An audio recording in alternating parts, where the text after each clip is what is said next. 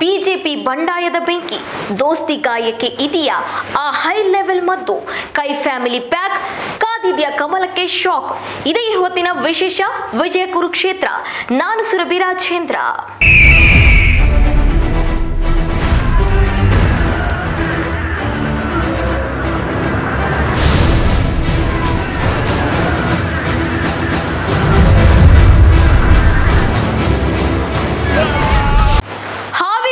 ಮಗನಿಗೆ ಟಿಕೆಟ್ ಸಿಗದ ಕಾರಣ ಶಿವಮೊಗ್ಗದಲ್ಲಿ ರೆಬೆಲ್ ಸಾರಿದ್ದಾರೆ ಈಶ್ವರಪ್ಪ. ಇಷ್ಟಕ್ಕೆ ಸುಮ್ಮನಾಗುತ್ತಿಲ್ಲ ಈಶ್ವರಪ್ಪ. ಯಡಿಯೂರಪ್ಪ ವಿರೋಧಿಗಳನ್ನು ಟಿಕೆಟ್ ವಂಚಿತರನ್ನೆಲ್ಲ ಕಲೆ ಹಾಕುತ್ತಿರುವ ಈಶ್ವರಪ್ಪ ಓಂ ತರಹ ಆಗ ತೊಡಕಿತ್ತು ಬಂಡಾಯಗಾರರ ಲೀಡರ್. ಇಲ್ಲಿ ವಿಜಯೇಂದ್ರ ಇನ್ನು 6 ತಿಂಗಳಲ್ಲಿ ರಾಜೀನಾಮೆ ಕೂಡ ಸ್ಥಿತಿ ಎದುರಾಗಲಿದೆ ಅಂತ ಭವಿಷ್ಯ ನುಡಿದಿದ್ದೇ ತಡ ಕೆರಳಿ ಕೆಂಡವಾಗಿದ್ದಾರೆ ಮಾಜಿ ಸಿಎಂ ಯಡಿಯೂರಪ್ಪ. ತಣ್ಣಗೆ ಆಗ್ತಾ ಇಲ್ಲ ಬಿಜೆಪಿ ಬಂಡಾಯ. ಎಲೆಕ್ಷನ್ ಅನೌನ್ಸ್ ಆದ್ರೂ ತಪ್ಪಿಲ್ಲ ಸಂಕಷ್ಟ. ತೇಪೆ ಹಚ್ಚೋದ್ರಲ್ಲೇ ಸುಸ್ತಾಯ್ತೆ ಕಮಲ ಪಡೆ. ಎಷ್ಟೇ ಸರ್ಕಸ್ ನಡೆಸಿದ್ರೂ ತಣ್ಣಗೆ ಆಗ್ತಾ ಇಲ್ಲ ಬಿಜೆಪಿಯ ಬೆಂಕಿ. ಫಸ್ಟ್ ಲಿಸ್ಟ್ ನಲ್ಲಿ 20 ಕ್ಷೇತ್ರಗಳಲ್ಲಿ ಟಿಕೆಟ್ ಅನೌನ್ಸ್ ಆಗಿದ್ದೇ ಬಂತು. ಬಿಜೆಪಿಯಲ್ಲಿ ಸ್ಫೋಟಗೊಂಡಿತು ಬಂಡಾಯದ ಬಾಂಬ್.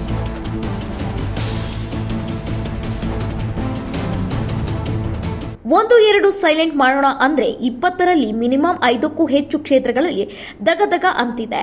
ಅದರಲ್ಲೂ ಬಿಜೆಪಿಗೆ, ಅದರಲ್ಲೂ ಬಿಎಸ್ ಯಡಿಯೂರಪ್ಪ, ಬಿವೈ ವಿಜಯೇಂದ್ರಗೆ ಅತಿ ಹೆಚ್ಚು ತಲೆಬಿಸಿ ಆಗಿರುವುದು ಕೆಎಸ್ ಈಶ್ವರಪ್ಪ ಎದ್ದಿರುವ ಬಂಡಾಯದ ಬಗ್ಗೆ.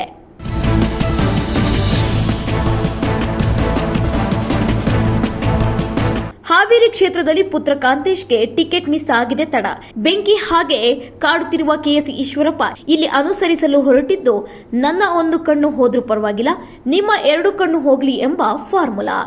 ಏಕೆಂದ್ರೆ ಇಲ್ಲಿ ಈಶ್ವರಪ್ಪ ಮಗನಿಗೆ ಹಾವೇರಿಯಲ್ಲಿ ಟಿಕೆಟ್ ತಪ್ಪಿದ್ರು ಅಲ್ಲಿ ಗಮನ ಹರಿಸಿಲ್ಲ. ಬದಲಾಗಿ ಇಲ್ಲಿ ಈಶ್ವರಪ್ಪ ಡೈನಮೆಂಟ್ ಇಡಕ್ಕೆ ಪ್ಲಾನ್ ಮಾಡಿತು ಶಿವಮೊಗ್ಗದಲ್ಲಿ. ಬಿಎಸ್ ಯಡಿಯೂರಪ್ಪ ಪುತ್ರ ಬಿವೈ ರಾಘವೇಂದ್ರ ವಿರುದ್ಧ ಬಂಡಾಯ ಸ್ಪರ್ಧೆಗೆ ಈಶ್ವರಪ್ಪ ಡಿಸೈಡ್ ಮಾಡಿದ್ದು ಯಡಿಯೂರಪ್ಪಂಗೆ ತಲೆನೋವು ತಂದಿದೆ.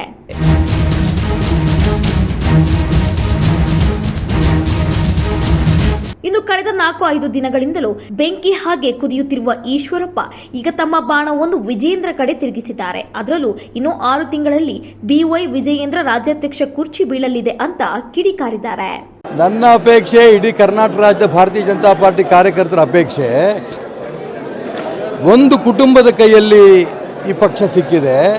ಒಂದು ರೀತಿಯ ಸರ್ವಾಧಿಕಾರಿ ರೂಪದಲ್ಲಿ ನಡ್ಕೊಂಡು ಹೋಗ್ತಿದ್ದಾರೆ. ಇದು ಪರಿವರ್ತನೆ ಆಗಬೇಕು ಅನ್ನಂತ ಎಲ್ಲರದ್ದು ಅಪೇಕ್ಷೆ ಇದೆ. ಅದೇ ನಂದು ಅಪೇಕ್ಷೆ ಇದೆ.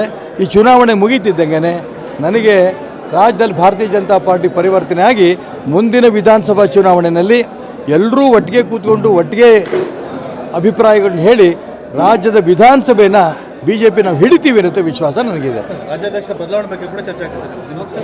ರಾಜ್ಯದ ಅಧ್ಯಕ್ಷರು ಬದಲಾವಣೆ ಆಗ್ತಾರೆ ಅನ್ನೋಂಥ ಅಂಶವೂ ಕೂಡ ಇಡೀ ರಾಜ್ಯದಲ್ಲಿ ಚರ್ಚೆ ಆಗ್ತಾಯಿದೆ. ಈ ಪ್ರಯತ್ನ ನಾನು ಮಾಡ್ತಾ ಇದ್ದೇನೆ. ಅವ್ರು ಬದಲಾವಣೆ ಆಗೋದು ಬಿಡೋದು ಕೇಂದ್ರದವ್ರು ತೀರ್ಮಾನ ಮಾಡಬೇಕು. ಯಾಕೆಂತಂದರೆ 6 ತಿಂಗಳು ತನಕನೂ ಕೂಡ ರಾಜ್ಯಾಧ್ಯಕ್ಷ ಸ್ಥಾನ ಖಾಲಿ ಇಟ್ಕೊಂಡು ಬಲವಂತ ಮಾಡಿ ಯಡಿಯೂರಪ್ಪನವರು ತನ್ನ ಮಗನ್ನೇ ತಂದು ಮಾಡಿಕೊಡ್ರಲ್ಲ, ಇದು ಇಡೀ ರಾಜ್ಯದ ಎಲ್ಲ ಕಾರ್ಯಕರ್ತರು ನೋವಿದೆ. ಕೆಲಸ ಮಾಡಿದಂಥ ಯತ್ನಾಳ್ ಮಾಡಲಿಲ್ಲ ರಾಜ್ಯಾಧ್ಯಕ್ಷರು. ಬಹಳ ಪ್ರಯತ್ನ ಮಾಡ್ತಾ ಇದ್ದಂಥ ಸಿ.ಟಿ. ರವಿ ರಾಜ್ಯಾಧ್ಯಕ್ಷರು, ಅವ್ರಿಗೆ ಮಾಡಲಿಲ್ಲ.